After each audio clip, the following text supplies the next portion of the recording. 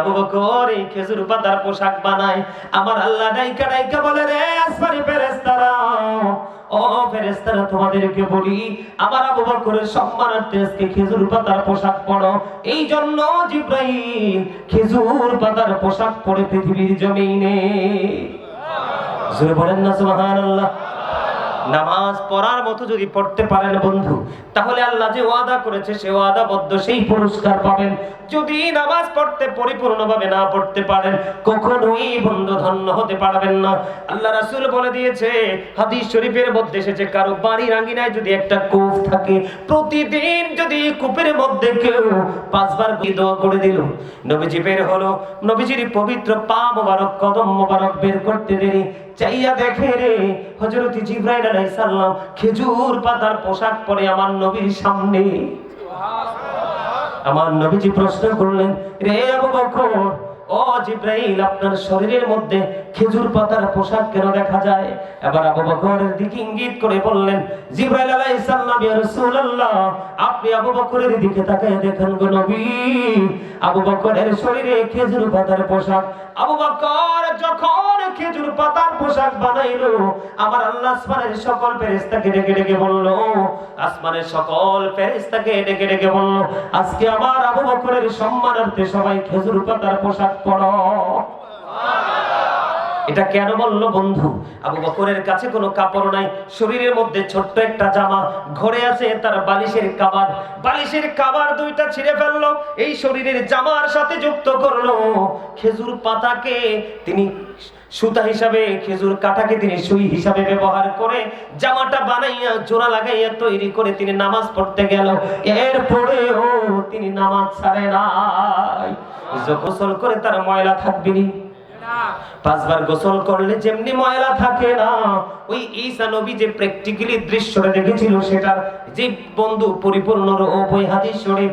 আমার নবীজি বলেছে, আল্লাহর বান্দা যখন 5 ওয়াক্ত নামাজ সঠিকভাবে পড়বে, ওই বন্ধু 5 ওয়াক্ত নামাজের কারণে তার আমলনামা থেকে সবগুলো গুনাহ ঝরে পড়ে যাবে। আর জোরে বলেন না সুবহানাল্লাহ। তাহলে নামাজ পড়ার দরকার আছে না? এত বেশি আছে। তবে বেশি বেশি করে তাহাজ্জুদ পড়বেন। কি করবেন? তাহাজ্জুদ করব। কাল হাসরের দিন আহ্বানকারী আহ্বান করতে থাকবে, কে রে গভীর রাত্রে উঠে নামাজ পড়েছিলা? নবীজি বলেছেন, হাদিস শরীফের মধ্যে এসেছে, অল্প সংখ্যক লোক দাঁড়াবে, একেবারে অল্প সংখ্যক লোক দাঁড়াবে।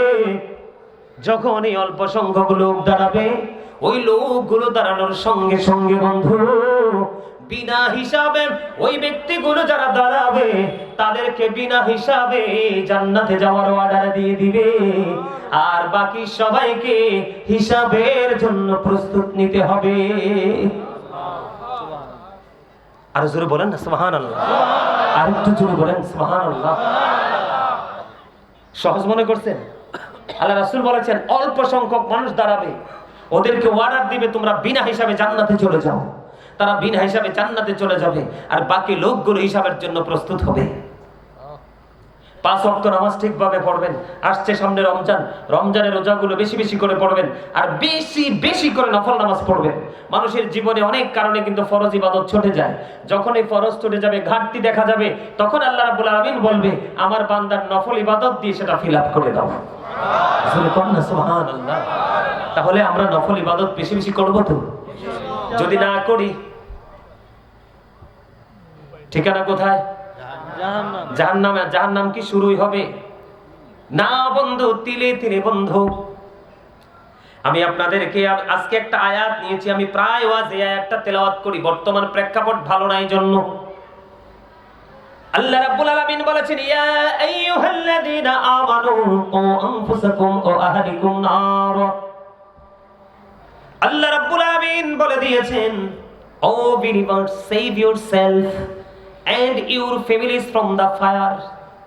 আল্লাহ বলেছে, ইমানদারদেরকে ডেকে ডেকে বলেছে, তুমি জাহান্নাম থেকে বাঁচো এবং তোমার পরিবারকেও জাহান্নাম থেকে বাঁচাও। আল্লাহু আকবার বলেন না? আরো জোরে বলেন।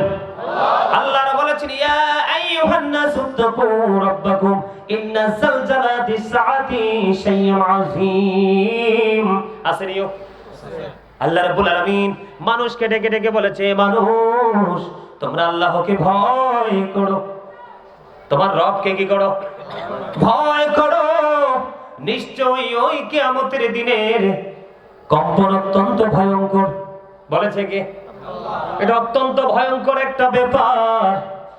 কিন্তু আল্লাহ যাকে চাইবে তার জন্য কোনোভাবে এটা ভয়ঙ্কর হবে না, এটা হবে তার জন্য নিয়ামত। আর জোরে বলুন সুবহানাল্লাহ। আপনারা কি বিরক্ত হচ্ছেন? ওয়াজ শেষ করে দিব নাকি আরেকটু করব? জান্নাত জাহান্নাম নিয়ে একটু ওয়াজের দরকার আসেনি?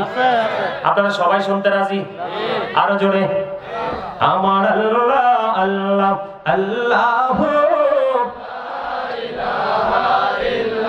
ও আল্লাহ আল্লাহ,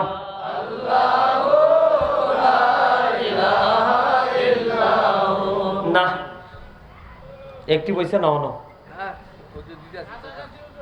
কাছাকাছি। ইমান তো কাছাকাছি থাকলে হয় না, 100% হইতে হয়, না হয় একবারে না থাকতে হয়। কথা কর না কেন? এই আমার দিকে তাকান। মরার পরে ঠিকানা কোথায়?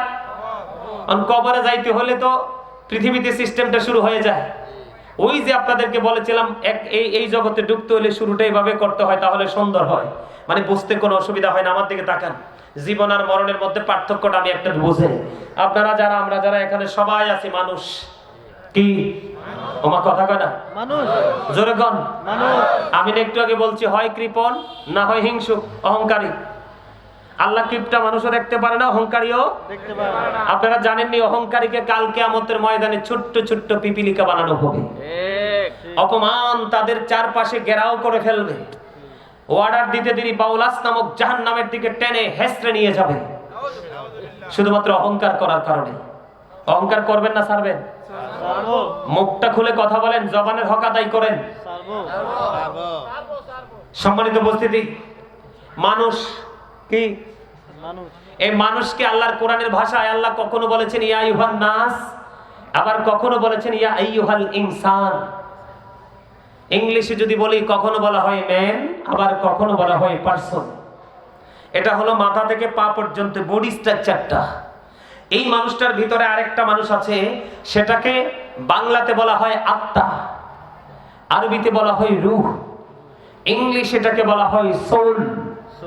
আল্লাহ বলেছেন, say the soul is the wonder of my Lord, only ruhu min amri rabbi, past tense, present tense, future tense. আলবে আরোহা ফার্স্ট টেন্স, পৃথিবী প্রেজেন্ট টেন্স, ফিউচার। কবর হলো কি? Future tense. ঠিক কিনা বলেন? কথা বুঝবেন? আমার দিকে তাকান। যেদিন রুহুটা, রুহের জগতে, দেহটা বাবা মার মাঝে, সেদিন কিন্তু আপনি আমি ছিলাম না। যখন বাবা মায়ের মধ্যে, মায়ের ওদরে যখন আপনার আমার রুহুটা রুহের জগৎ থেকে ঢুকলো, তখনই আপনি আমি মানুষ। দুনিয়ায় আসার পরে 7 দিনের দিন নাম রাখলো, চুল কামাইলো, আকিকা দিল, অনেক কিছুই করলো, করলো না? তখন নাম, যেই নাম রাখা হয়েছে সেই নামে আমরা এখনো পর্যন্ত চলছি। কিন্তু চলতে চলতে চলতে চলতে হঠাৎ করে জীবনের সীমানা একদিন শেষ হয়ে যাবে, থমকে দাঁড়িয়ে যাব। সেই দিনটা হলো কি? আপনার আমার পৃথিবীর শেষ দিন, ফিউচারের প্রথম দিন। মৃত্যুর পরের জীবনটা কিন্তু ভবিষ্যতের জীবন শুরু হয়। সেই দিন আপনার আমার দেহ না থাকার কারণে যেমনি একদিন মানুষ ছিলাম না, দেহ আর আত্মা মিলার পরে মানুষ হইছে, আরেকদিন দেহ থেকে রুহুটা বের হয়ে যাবে, সেদিন আপনি আমি মানুষ থাকবো। সেদিন নামের আগে যুক্ত হবে মরহুম। I am dead, you are dead. আপনি আমি, আমরা সবাই মৃত। কি বন্ধুরে আমার, মরার পরের ঠিকানা হলো কবর। আপনার আমার প্রাণের নবী অত্যন্ত চমৎকার ভাবে বলে দিয়েছেন, আল কবরু রাওজাতুম মির রিয়াদিল জান্নাতি আও হুফরাতুম মিন হুফারিন নার। কবরটা জান্নাতের একটা বাগান হবে, জাহান্নামের একটা গর্ত হবে। একটা সম্প্রদায়ের জন্য কবর হবে জান্নাত, আর দুইটা সম্প্রদায়ের জন্য কবর হবে জাহান্নাম। কি কথা বলেন না কেন? কবর হবে জাহান্নাম। বন্ধুরে আমার, কবরের মধ্যে 3টা রূপ হবে। কয়টা? 3টা রূপ হবে। এর মধ্যে প্রথম রূপ হলো মুমিনের। অনেকগুলো হাদিস আছে, সময় আমি 12টার মধ্যে ভাবছি 2 ঘন্টার মধ্যে সব শেষ করব। মিলাদ কি